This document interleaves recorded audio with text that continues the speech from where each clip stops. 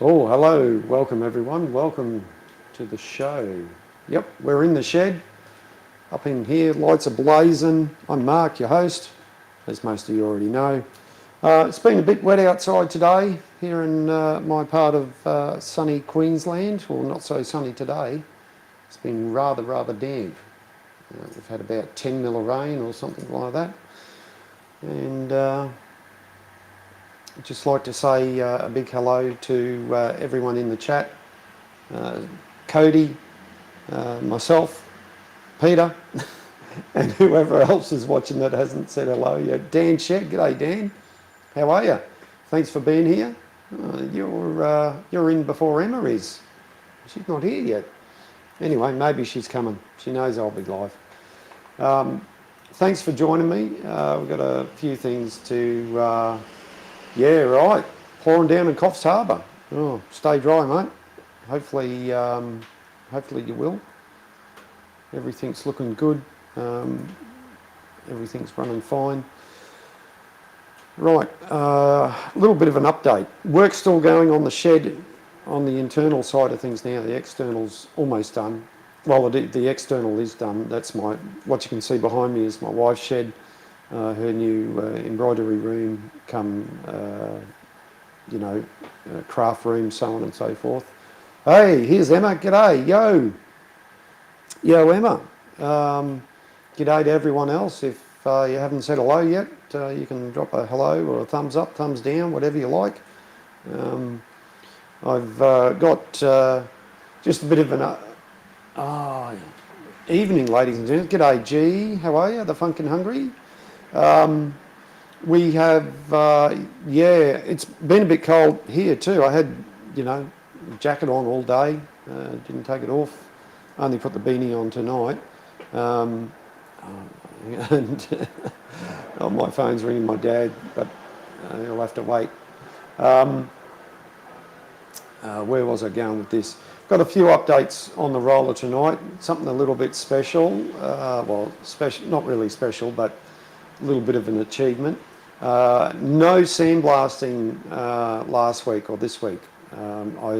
As you've seen, I have previously got stuff sandblasted, but I hadn't managed to get any of that organised for this week, mainly because of what's been going on at home here. We spent mostly the weekend working in and around the yard, getting things cleaned up, sorting out stuff to go to the rubbish and so on and so forth. Have done a few little things, bit of planning, bit of this, bit of that, bit of work with the mini excavator. Still got a bit more work to do there. That's going to be ongoing for a little bit. But other than that, not a whole heap, but there's stuff happening, that's for sure. As you can see, the gears and the tender are still in the same place.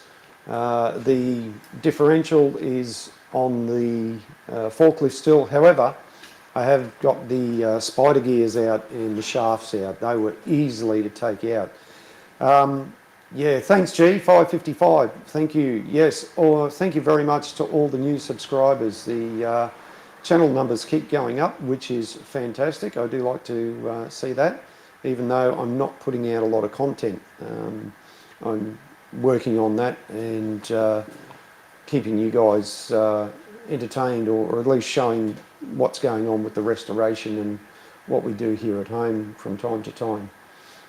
So without further ado, we've got a couple of things to talk about tonight. So we might flick over to the other camera and we'll go there. We'll go over to the bench and we'll talk about what's on the bench. Now, I will be away from the computer, so just if you put a comment or got a questions, just ask away. Hopefully you can still hear me all right. The spider gears out of the differential, or the planetary gears, whatever you want to call them. I better get my glasses so I can see.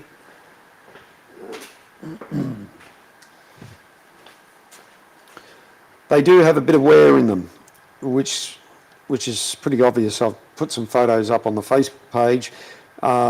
It's not major. It could be better, but I don't think I'm probably going to do much with them. I think they'll go back in. The shafts themselves, probably I'll make new ones of these. I'm pretty sure these are original. They are slightly bent, so I'll make them out of some modern day steel, which is probably going to be a little bit tougher. But the main problem we got with these is the amount of play. Now, if we can't really see, but it's significant amount of play. Now, with all bushings and shafts, you need some clearance. However, this is excessive. Let's see if I can get that. Here we go. You can get the idea that there is plenty of play there, and that's too much. The interesting thing I found with these is that, let's get that in the light properly. No. There is this here, there's been a flat spot that's been ground on the shaft. Now, I would imagine that's been put in there to allow for lubrication to try and get in. These are notorious, I believe, for not having lubrication. Like the string just fine. Hang on, I'm just playing catch up. Yeah, Emma, they would just run in. Oh, it could be better, gee, it could be better. Now, both of these are the same. They both got the same sort of problem in terms of the amount of play in them. There we go. Let's get that better.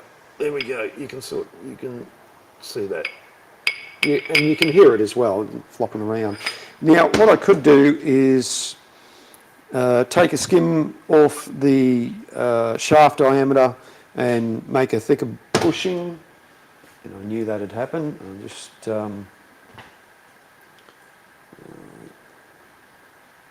we go. Camera goes to sleep. I've got the other camera set up, and we'll switch over to that soon because I've got a bit of a surprise install for some people, for most of you. I haven't gone any further. Well, not that I haven't gone any further. I have gone further with, which we can't see. Hang on a minute. Let's get this into frame. There we go. The second shaft gear. I have done further with that with the help of Emma. We did impromptu live stream the other day, and we took some measurements from here and out to one of the teeth, and we worked out that it's a 2.5 inch pitch, but I don't think we sorted out the angle, did we, Emma?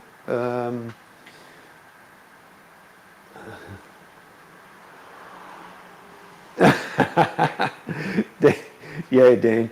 I'm hoping to get this a new one made, mainly because it's got a fair bit of wear in it. It's been welded up before, so we're this far down, and the opportunity's there to get one done. So we'll take that opportunity.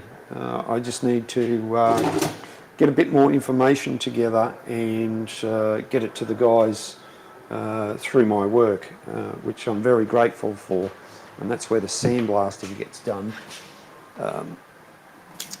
Right, back to it. Yeah, we know our rollers, Dan, have a lot of noise in them, and it's not good. It's not good at all. Let's go back to this. There we go. Let's go back to me. It's all about me on screen here. We're going. We're getting rolling here. Now, what else has been happening? Well, I just did something tonight. Right. Yeah, everything needs a little bit of play, and one of the guys in the UK reckons, a bit of play is not going to hurt. I agree, you need play, but at the same time, you need a bit of,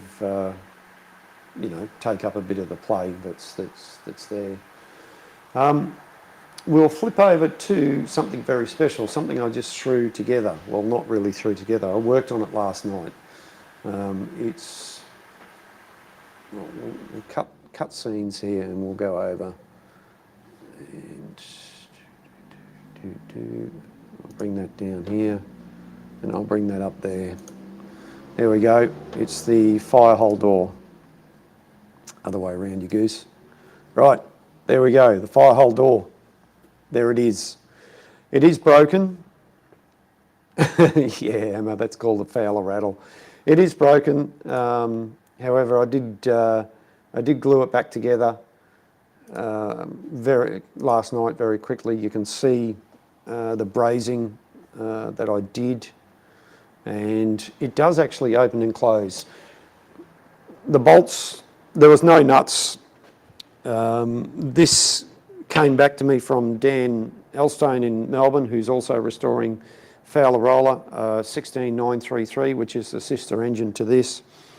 I've got the latch, but I haven't got it on here at the moment. However, it does open and it closes, and it feels like a bit of achievement there that we've got the fire hole door back on. I've just got a piece of rod sitting in there, you know, so it's, yeah. I have had 2 new ones cast off that, and I'm yet to set them up and drill them, but at least, you know, it looks like it should. It just needs the latch to keep it closed, and I could actually, if need be, I could put a fire in there and, you know, warm it up and warm this place up, but I won't at this moment. Not tonight anyway, but yeah, it's something that needed doing for a while, and I'm very happy to have got that done.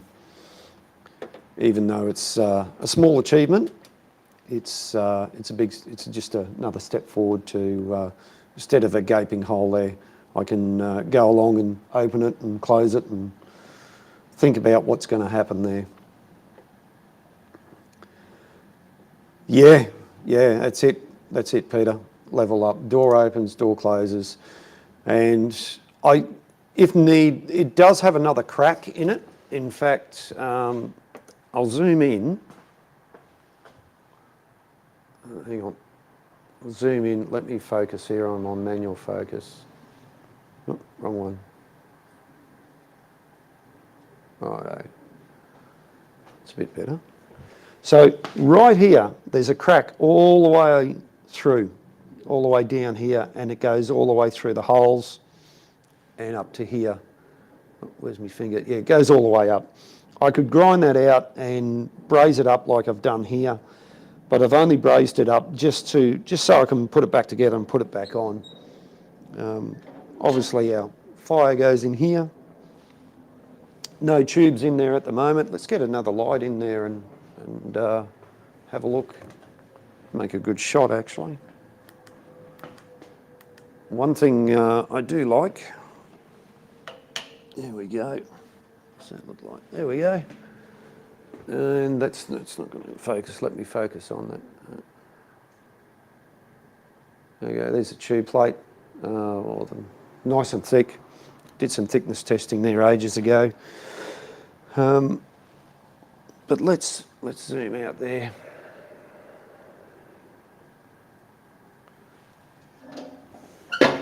You see it closes nicely. Anyway, let's get that light out of there. Right. Now, I'm not affiliated or anything with this brand, but where are we? No, let's go here. I'll have to do a thing on... now this is the Olight something or other. Olight, good brand. Magnetic base, got various modes of lighting. Magnetic base, it can stick to any metal surface. It'll rotate around, it'll flip out, it goes, and you can use it as a, you can charge by USB-C or USB-A, whatever, and you can use it as a power pack to back up your phone too. Highly recommend getting one of these. You know, it's just fantastic. Stick it anywhere, any metal surface it'll stick to. No, that's not metal, that is, down there. And it's real handy, real bright too. Gaping hole? No, I don't think so, Pete. What else are we doing? Nothing else other than just those few things. Like I said, we've been busy at home here, and you know, haven't had much time for other things, and work gets in the way as well. Although not much happens in an earth-moving company when the rain happens, except internal stuff and, you know, all that sort of thing. So it's been a bit of a slow day at work. But anyway, so we'll go on to a bit of a presentation then. If you've got any questions, just pop it in the chat. I'll do my best to answer the questions about the roller or anything to do with the roller. We're going to do a presentation. Let's go back here. I've got to... Yes, G, you did actually... I'll bring that back up. Hang on a second. Yeah, mate. We've had some work done internally. Plumbing's in. Electricals are in. No lights or switches at the moment. Some plastering has been done. We've had some plastering done in the roof. That's all been sanded back, and an undercoat's been put on. The laundry and bathroom.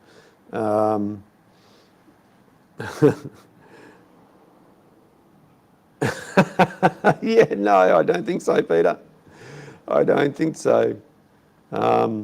Look, no, I tell you what, when I recommend something like this, right, it's because it works, it does its job, it's reliable. And yeah, if something didn't work, I wouldn't use it. It's pretty simple as that. And I've brought plenty of stuff over the years that you think, oh yeah, this is great, it's going to work, and it just doesn't do its stuff. So, yeah, I'll promote anything if somebody pays me, but no one's paying me to promote that. Maybe when the channel numbers get up a bit, and you know, I might be doing one of those Manscaped ads or something like that. You know, shave your beard or mustache or nose hairs or whatever else you want to shave, you know, might do one of those. Yeah, gee, they're actually, over the weekend, they're slippery slope, yeah.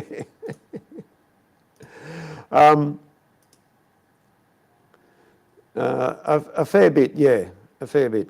We've also had to put the whole, sort of had to take a stop and put a hold on the tradespeople. We had a little bit of an issue with one of the tradespeople who just did something that was totally ridiculous.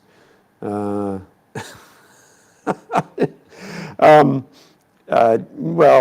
I wasn't going to say that, Dan, but you can say it in the chat. Yeah, one of the tradespeople, he didn't, you know, he wasn't just, it was becoming more of a, oh, I'll do it when I'm ready sort of thing, and I'll charge you, that sort of thing. And yeah, maybe took advantage of us. We're a little bit naive, but lesson learned, we've sort of grabbed things back into control, and we've got some tiles to get yet. That's coming. Well, actually, we got the notification today. So there's still a fair bit of work to go, but once it's done, it'll be good. It'll be really, really good. So yeah. So we'll go over to our presentation now, which is right here. Hang on, let me bring this back. Nope, wrong. Trust me, folks. Excuse me, I got the hiccups. Nope, okay. Here we go. Woohoo! Presentation time. It's hammer time, presentation time. Right, so these rollers were fitted with these, the Menzel Brothers, that's it, yep, the Menzel Brothers company Oil pump specialists. They made oil pumps in, I would imagine, for all shapes and sizes of machinery. And this particular roller was fitted with one of these, and I'm lucky enough to have one of these with the roller. And when I first started going down the road of looking at you know, what's missing, what I need, I just started searching online for anything I could find to do with the roller, and it was amazing how much I actually came up with. So we'll just flick through the pages here. Like a lot of these manufacturers back in the day, they promoted themselves very well. Unfortunately, I can't rotate that, but that's a view of their workshop.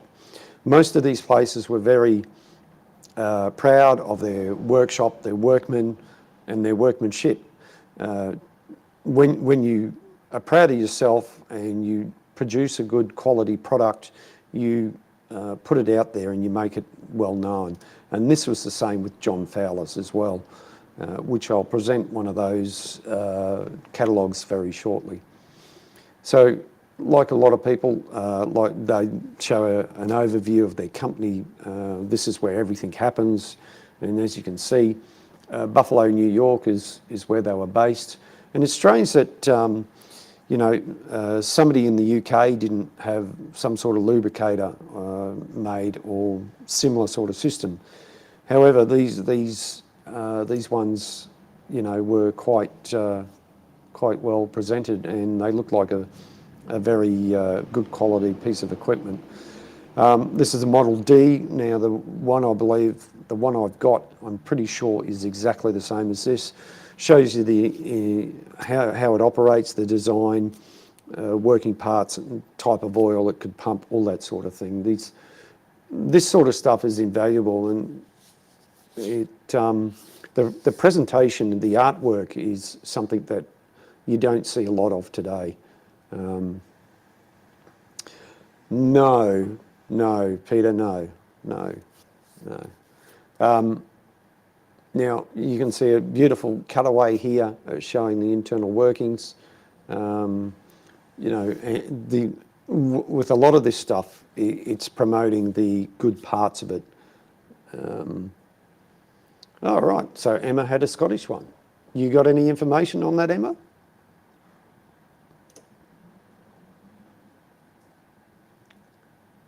Now, it had, you know, when you flip through the catalogue, it tells you everything about it, what you need to know, how it's supposed to work, all that sort of stuff. So, and in some cases, due to these working in extreme cool temperatures, they had a heating chamber. Now, I don't believe that the one I've got has.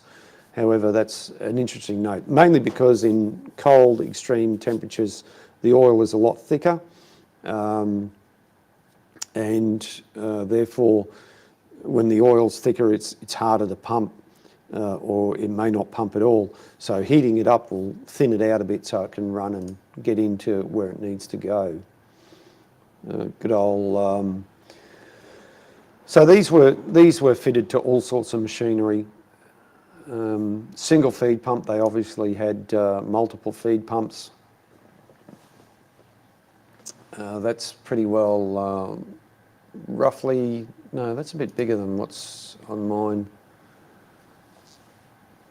And it's just goes through the double feed pump, it's just going through the various types, annealed tubing, and price. One thing, Dunbar and Slater, right, Emma, okay.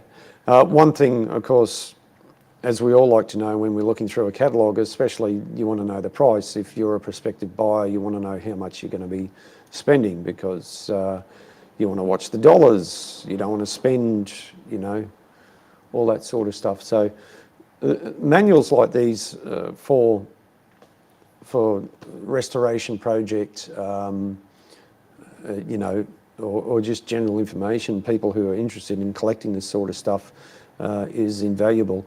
And you can see that this one is set up on like a stationary engine to do its job, to feed lubricating oil to the cylinder.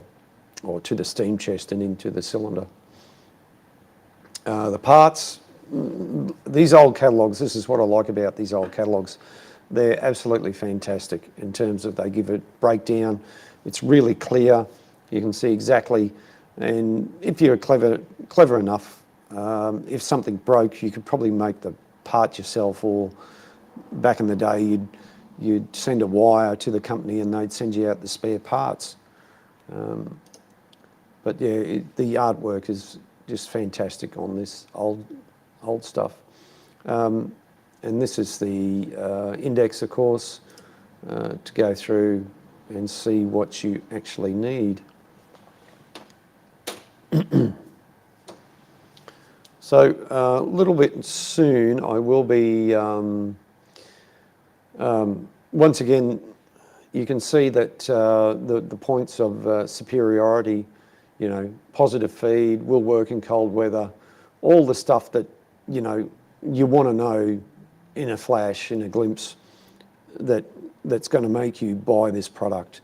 Not unlike, you know, when we get products pushed on us today. So I'll just, right, I'll just bring up another presentation. Right, this is the one I want. So I'll go full screen on this, it'll get me out the way. So this is a line drawing side view of the roller. Unfortunately, I can't zoom in on that in this particular situation, but it gives you the overall heights, all the information you need. You know, once again, if you're an engineer and you wanted to look at various aspects, or just, you know, if you need to pick it up and put it on a truck like we do these days with our machines to get them to a rally or an event, knowing the height. And this is one drawing that I referred to when we were getting this new shed built, so that I had enough clearance in the centre so that when everything's back together, the rolls are back to the almost original thickness. The chimney's in place. As you can see, the chimney is slightly taller than the actual canopy.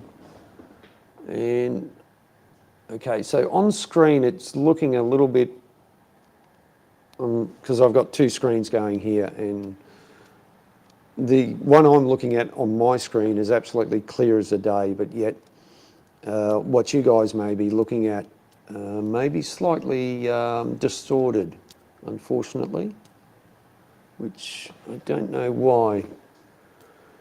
But anyway, you get the idea. This copy that I have is perfect, and if anything, I probably should get it blown up and hang it up in the shed here so we can have something to look at. So the next presentation I'll put up is this one, as soon as I get it to load.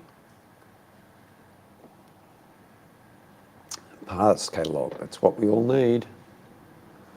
Now, if you're an owner of a Fowler engine of any sort, whether it be road locomotive, road roller, etc., this is something you need to have at hand. This is a reproduction one or something. Like I said, this is one of the things I found when I started looking. I just went and seen, excuse me, I went looking to see what I could find, and just anything to do with Fowler, John Fowler, and spare parts catalogue of 1910.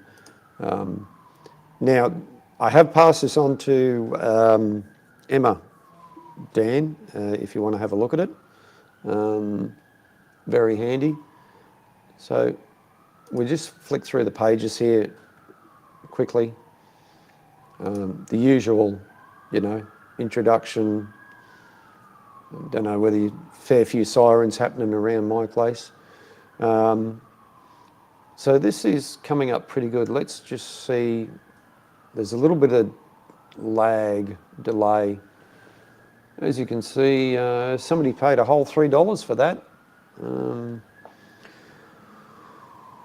It tells you about the company and what happened in the first one. You can watch. Yeah, it's a little bit. Okay, so once again, what I'm seeing is clear. However, what you may be seeing might be a little bit distorted.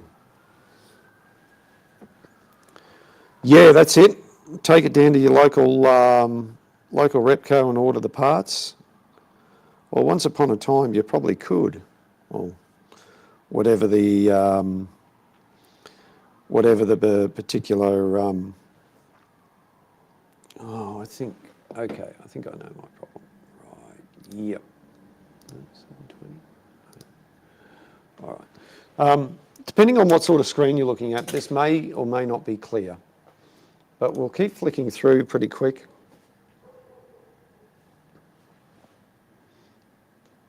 Depending on what sort of device you're looking at. You can see that they're very proud. John Fowler and Company leads in large print down the bottom, so you know whose catalogue you're looking at. A bunch of information. Plate index, of course, back in the day, everything was done on plates. And we'll just flick through this, and there you go. There's a breakdown of all the parts. Now, for those of you who are working on earth-moving equipment, if you're using, say, Caterpillar's system, you can go in and look at parts in details. This is the 1910 version. However, some of the parts, like I said before, I can't rotate these around in this particular presentation.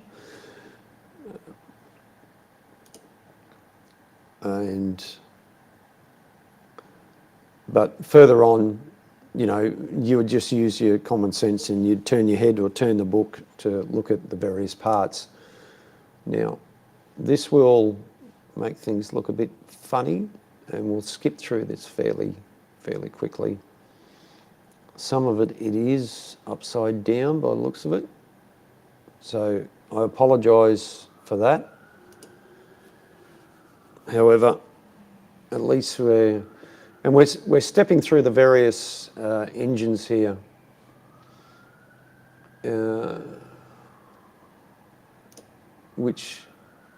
There's some of our spare parts there. Hang on, I'll go back to that one. Right, I'll put my glasses on, I'll get close to the screen, which you guys won't see, but I'm telling you, you'll know.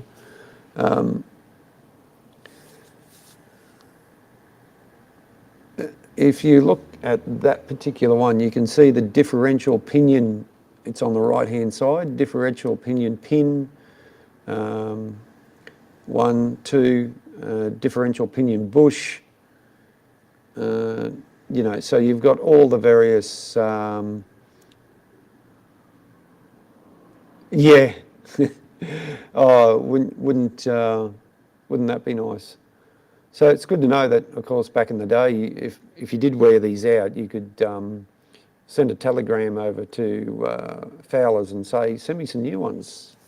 And they'd be on their way. They'd be on a ship. But an overhead view, very good, and everything is listed on here. Now, like I said, if you're an owner of a Fowler engine of any sort, this is the book to have. Even though your engine may be built later, there's a lot of things that are very similar in terms of the actual size of the machine. Physical size did change, however, the design really didn't change. They just either upscale it or downscaled it according to your requirements.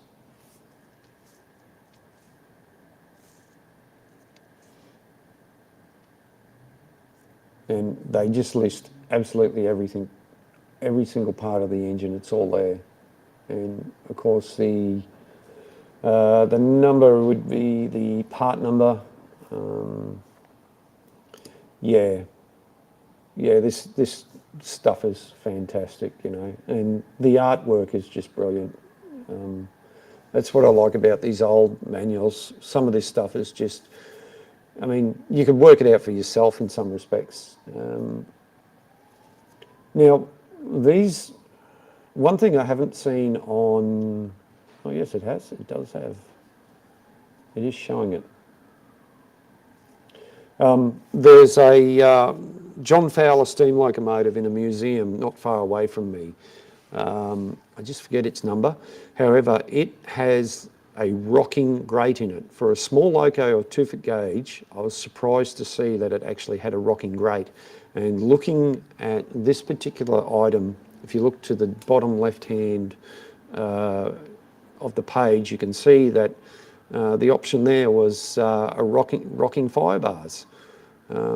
So you, if needed to, you could have that in your traction engine. It all depended on what you specified.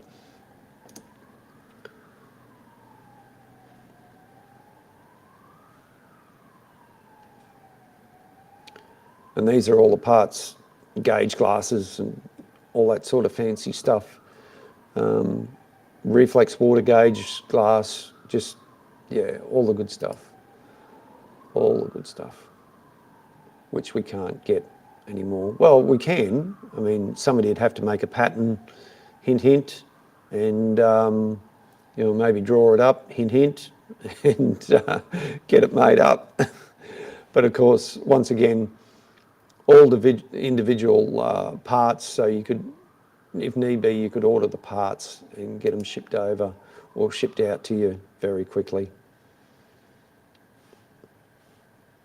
So we'll keep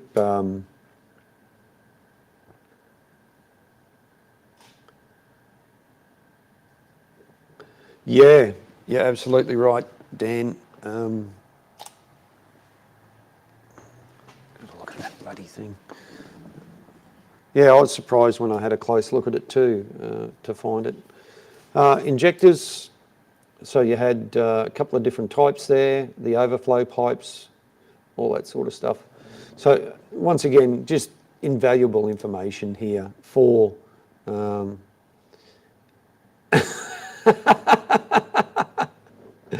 Emma, yeah. I don't know where that's coming from. I don't know when it's coming. I don't know. I just don't know. You know, and just once again, the artwork and showing what's going on here, it's just fantastic. The slide valve spring. Now I have one of these. I need to make another one, one short. The unions, they shouldn't be hard to come by. I'm sure they're pretty available. In this page, you know, it's showing the whistle. So whatever you needed for your engine, I'll keep flicking through these pretty quickly. Governors, safety valves, all the bits and pieces, all the good stuff. Your motion reversing, your lubricators, whatever you need. Yeah, well, someone's definition of quickly is different to others, Peter. Of course, and the pistons, and you can see the various different sizes here in pistons and piston rings. You know, your motion, your rods. Who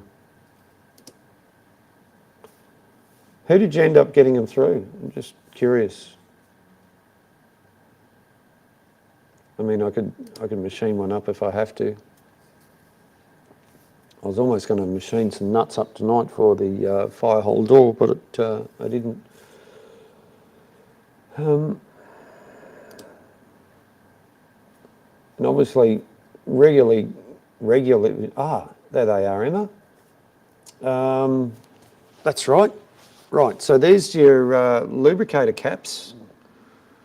If you might just give it another few seconds. I'll just flick through David Metcalf, right. There's a photo showing your lubricator caps. I'm sure I've sent this spare parts manual to you. If not, please let me know and I'll send it again.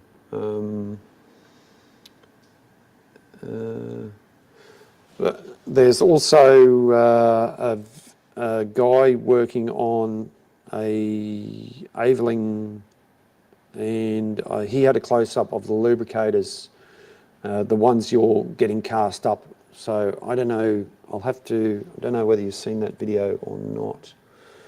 Right, we've only got a few more pages to go on this one, so let's keep going. Spark arresters, that's interesting.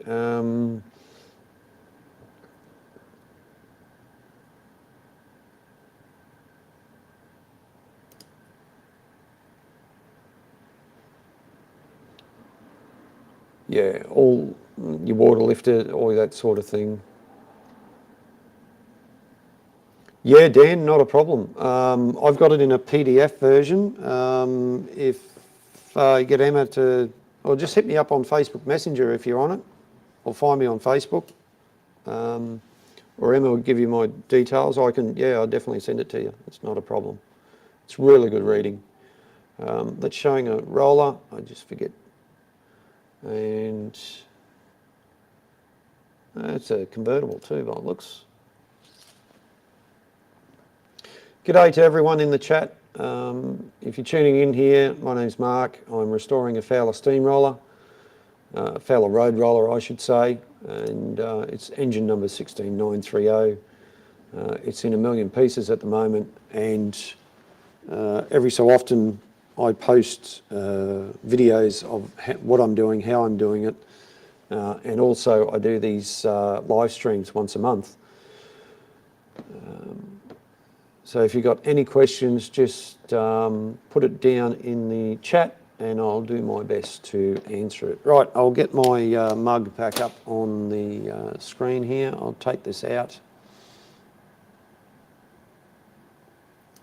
Right, let's get rid of that. There we go, we're me back on screen. Is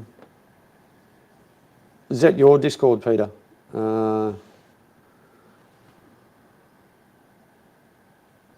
Yeah. Yeah, I've got another, what else? Fowler parts catalogue, yeah, the John Fowler parts catalogue is another good one to have, Dan. I don't have it on hand, it's upstairs. I do have, no, I don't have a digital copy. You can buy a reprint. It's absolutely fantastic. Good. It shows you a really nice cutaway of the cylinders, and that would be. I think Emma might have one. John Fowler and Company Parts Catalogue or Catalogue Part 2, something like that. I have showed it to her when she has been here, but definitely you need to get one. They're fairly cheap too, you know, so it's well worth having. Oh, righto. Yeah, that's me on Facebook. I should, right. So I will put the link in the chat. If you want to come up on screen and have a chat, you're most welcome to. Just be polite, have clothes on, you know, the usual stuff. Don't scare anyone. Don't get me banned off YouTube here. We're on a good roll here, so we want to keep it that way. Right, what else? And that's about it, sort of for tonight anyway, in terms of what's happening with the roller, what I've got going on,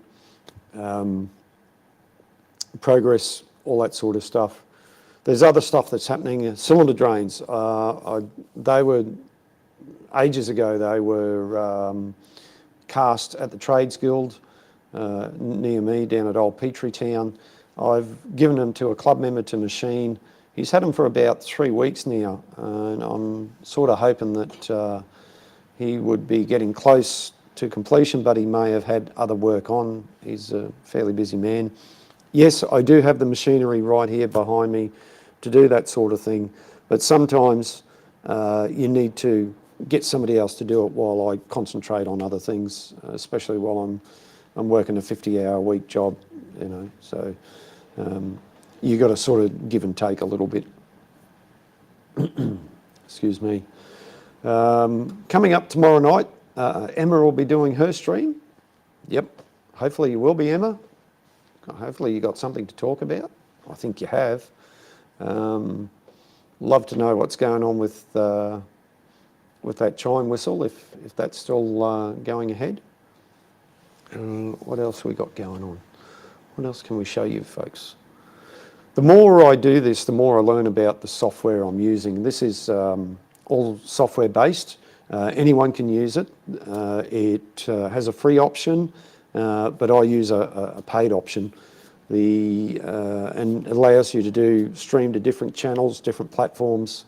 I'm doing two at the moment, so I'm doing YouTube and the Facebook page. So you can go to wherever you like. You can invite other people in. Yeah, Emma, you're absolutely right. Yeah. Yeah, they were a bit of a pig. The first ones didn't quite turn out. Hopefully the second ones are going to be better, but I'll find out soon. So yeah, this software that I'm using now to do the presentations and everything is something I do pay for. It works well. I quite like it. It's quite intuitive, easy to use. I can do a bunch of things with it, as you can see. Makes the show look a little bit more professional. I just need to get a bit better with what I'm doing and put a nice show on. It allows me to go, you know, anytime. I don't have to use this particular software. There's other software out there you can use. I can just use my phone and go straight to YouTube. But this works fine, and you know, I can hook up various things. I can switch cameras, change views, do all that wonderful stuff.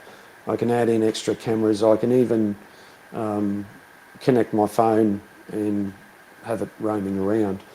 I did actually, thinking about what else I actually did, I started looking at the tender in terms of getting the brake shaft off the tender. For those of you unfamiliar with what the setup is, yeah, no worries, Dan. I'll sort that out after the live stream, mate. The issue with the tender is it's quite rusty. It's got, as you can see, it's got a gaping hole in the back. We actually cut that in. Yeah, no worries. We cut that hole in it a while ago, and quite a while ago actually, because there was a fair bit of rubbish in there, and it was very thin anyway. Even around the corner, it's very thin. But the brake shaft that runs through, so there's a piece of pipe. It's got the brake shaft that runs through the middle, and on this particular one, it does not have any place for lubrication like on Emma's roller. And these were notorious for rusting out and getting stuck. And I tried doing a bit of work to it the other day, and it's solid in place. I need to get I tell you what, I'll get the phone going. I'll get into the, I'll get on the phone. Hang on. I'll get the phone going and we'll go look directly.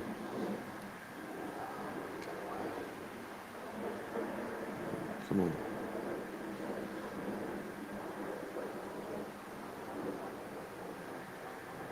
And it'll be easier if I explain it that way. And the phone's the easiest thing to do to get down there and get a close-up shot of what's going on. Yep. Maybe not. Maybe not. Oh, okay.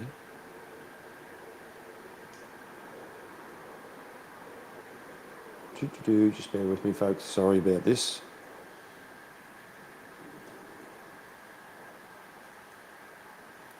And of course, whenever you want to do something quickly,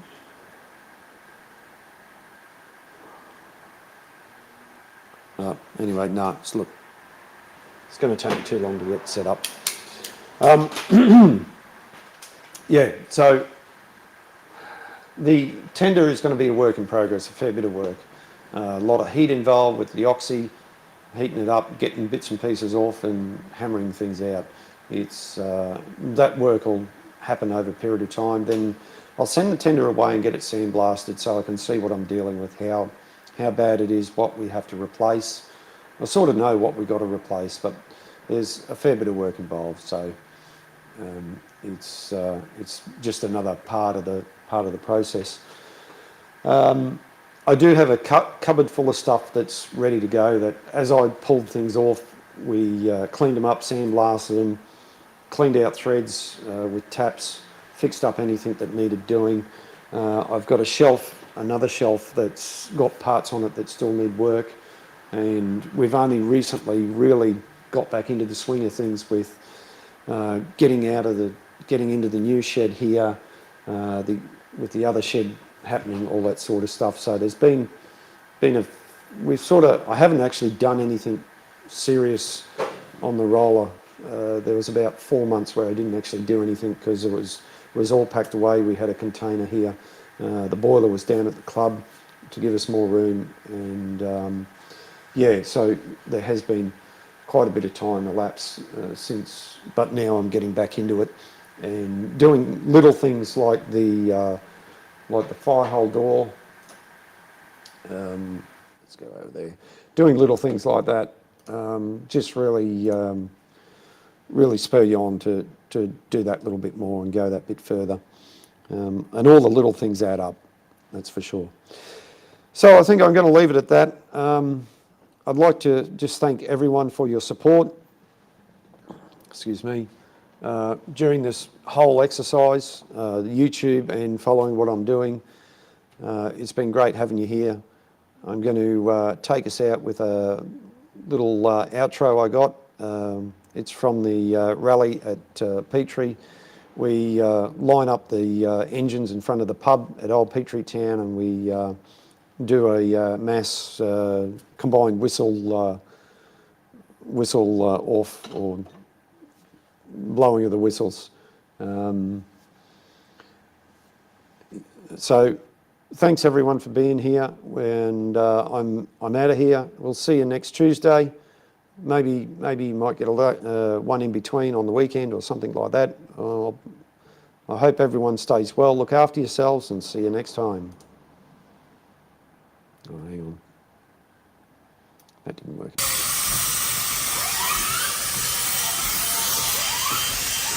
Whistle.